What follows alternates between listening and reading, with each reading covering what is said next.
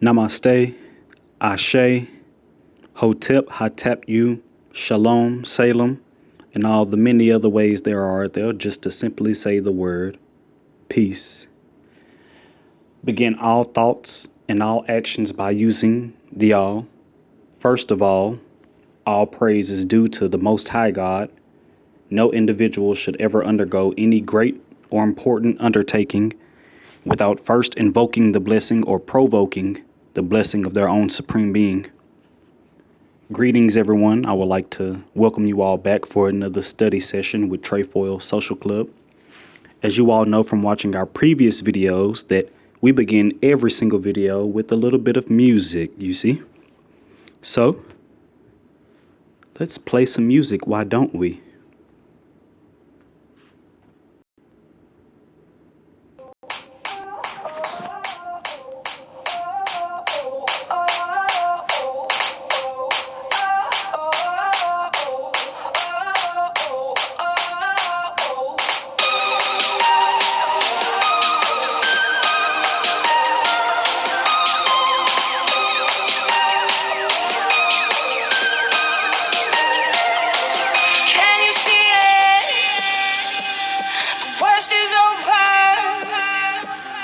Monsters in my head are scared of love. Funny people, listen up. It's never too late to change your luck. So don't let them steal your life. Don't let them break your stride. There is light on the other side. You'll see all the raindrops falling. It's a revolution, and we'll make it out tonight. It's a revolution. All right, everybody. Welcome back, everyone. So some videos we play the whole song. Some videos we would just play a little what you call tidbit or snippet. And for anybody who's constantly been watching our videos, you should know that we're not choosing the videos because of the sound. We're choosing it because of the lyrics. So let's get started with today's study session. Today's topic, let's see, what is the word theology? Let's have a look-see. Theology is the study of the nature of God and religious belief. Get out of here. Religious beliefs in theory when systematically developed. Let's see if they give us the etymology of this word. Okay. So it's saying that it comes from the Greek word theos, which is the Greek word for God, and logia. But they don't give us the definition of what this word logia is, which became the Latin word theologia, which eventually became French, which became Middle English, and became the word theology, what we know today. So theology is the study of the nature of God. Down here it says, what are the 4 types of theology? Let's click on it. See if we get an answer. Moral theology, Christian ethics, ecclesiology, pastoral theology, and missiology. So guess what we're going to do? We're going to look this thing up. What is moral theology?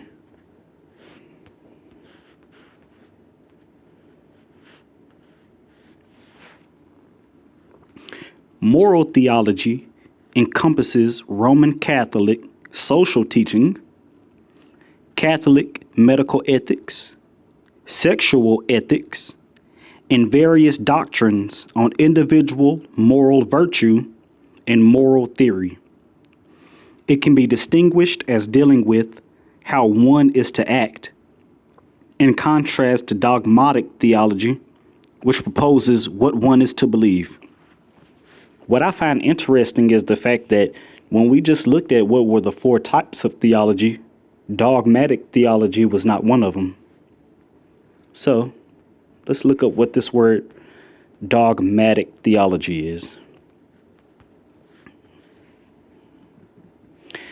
Dogmatic theology is that part of theology dealing with the theoretical, key word here, theoretical. And notice that the word theology and theoretical both begin with THEO, which we knew to be the Greek word theos. We're going to leave that alone for right now, though. The theoretical truths of faith concerning God and God's works, especially the official theology recognized by an organized church body, such as the Roman Catholic Church or the Dutch Reformed Church, etc., etc. So now let's look up this word dogma, right?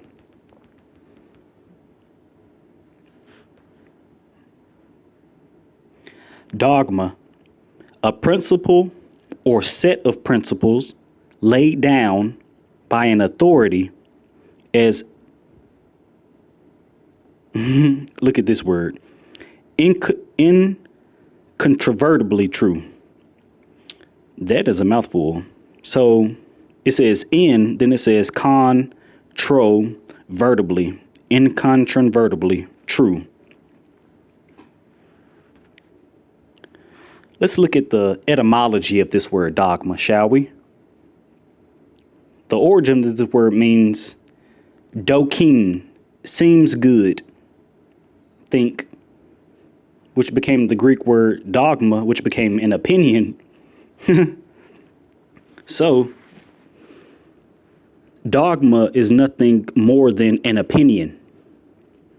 Let me give you an example of what we mean by dogma. Have you ever read any religious scripture, right, written by an author, but it had the author's personal notes at the bottom of each page, right? And it had the author's interpretation of what was being read or written on that page at the bottom? That would be considered dogma. So an Arabic word for dogma, an Arabic synonym for the word dogma would be hadith. Hadith. Let's look at this word hadith.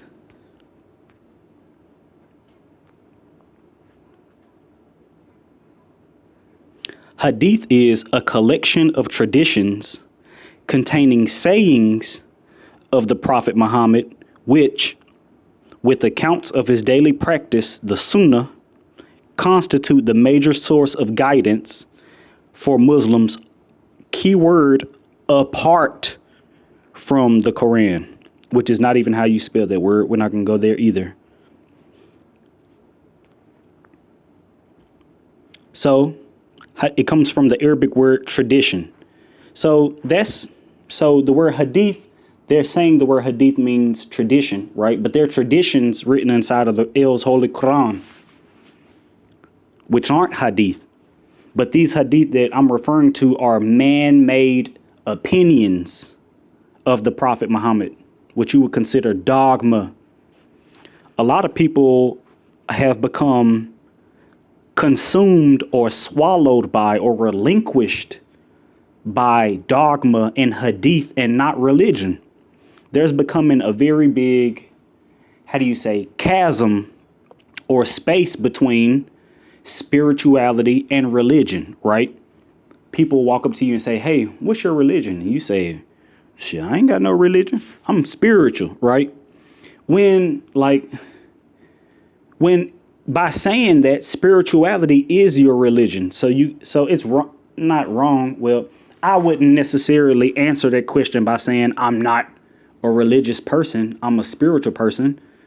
It'd be a lot easier to explain that spirituality is your religion, not that you're you're not a religious individual, because you're confusing religion with dogma. And you're confusing real religion with hadith, right? When real religion is spirituality. There are some very, very mystical and spiritual things about these holy scriptures that someone is convincing you not to read. Someone is saying you need to let that Bible go. You need to let that Quran go. You need to let that Torah go. You need to let all of these religions go. Right? But when you dive in and dive deep, you find that the origins of what is being read is concerning you. And what's even more mystical about it is that it's concerning you in today's time, like right now, right? So, like, if I'm reading something that was written 2,000 years ago, but it's relevant to what I am experiencing and what I'm going through today, why discard that? Why not use that to your advantage is a better question. So, we have hadith, we have dogma. What is religion? Let's go there. Religion is the belief in and worship of a superhuman controlling power, especially a personal god or gods. We're going to get back to that. Let's look up the etymology of this word. The origin of this word is a Latin word. It's not even a Greek or Hebrew or of Arabic origin. They're listing its origin as Romanian and saying that is the Latin word religare, to bind, right? Which became the Latin word religio, which means obligation or bond or reverence, which became the word religion as we know it. Religion, life under monostatic vows. Oh, so now that you know the definition to this word, right? Like I said, you can say, well, okay, well, religion means to be bound by something, my brother. It means to keep you bound and shackled and controlled. Listen, no. What it's saying is obligation, bond, reverence, right? Meaning, as long as you have taken an obligation to no one else but the higher self, the better you that you want to become, right? If you have an obligation to better yourself, cough, cough, and you took an obligation or you took an oath, right, which you are now bound by, right? What they're saying is this bind or this cable tow that's keeping you bound is the word religion. So not religion insofar as life under monostatic views, if you're not a monotheistic or monostatic individual, right? Not that definition, but we're talking about an obligation here, right?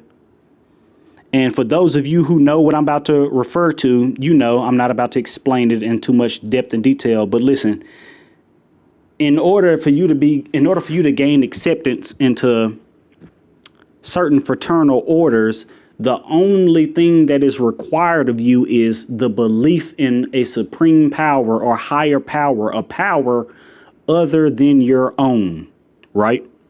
Even if this power is nothing but who you are going to become in the future, right? That is all you need to be accepted into some of these mystical fraternities or sororities or universities is what they really are. You need to have something that you can be bound to. Not bind as in we're gonna put this cable tow around your neck and then we're gonna throw it over a tree branch, give you a little bit of leverage, right? That's not what we mean. We mean no oath or obligation is binding upon you if you don't believe in the supreme power.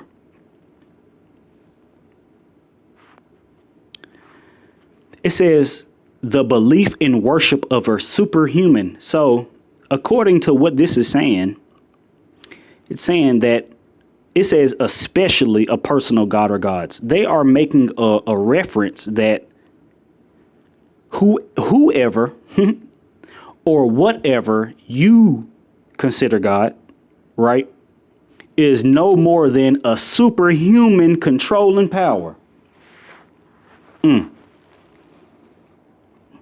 Not because I said so. I'm just reading. I'm trying to teach everybody else how to read. Not read like me, just to read. Or as they say in Arabic, the word ikra. Reading comprehension, right? Now let's go to the word belief. The word belief means an acceptance that a statement is true or that something exists. Trust, faith, or confidence in someone or something. Okay. The first thing I would like to point out is that it doesn't say an acceptance that a statement is true or that something exists with proven facts backed by the scientific method. Doesn't say that. It says simply an acceptance that a statement is true or that something exists. The point that I'm trying to get to is that you could be, according to this definition here, be believing 100% in something that is a lie. Because it doesn't say an acceptance that a statement is true or that something exists with actual facts. Doesn't say that. No. It just says you accepting a statement is true. That's what belief is. Where does this word come from? They don't give you no further etymology of this word other than English. And they don't even give you a definition of what this old English word Galapha means. A question I would like to ask is, how did you get the word Galapha, which sounds kind of like the word Khalifa, right? How did you get that into the word belief? How did you change that G into a B? Something's afoot here. I can smell it. All right. So today we went over what belief was, what religion was, hadith, dogma, dogmatic, moral theology. These are just introductory study sessions. These are not meant to be, hey, yo, you need to go watch that video. And no, this is me simply recording what's being found on my cell phone device. Anybody can make the same exact videos that we're making right now and pull up completely, entirely different definitions and make a completely, entirely different video. Everyone is entitled to their own opinion. Everyone has their own fingerprint, meaning everyone is their own individual manifestation of the Most High. So this is either going to resonate with you on a vibrational frequency or it is not. Either way it goes, namaste, shalom, peace, and we will see you all on the very next episode. As soon as this hits 19 minutes, which would be right about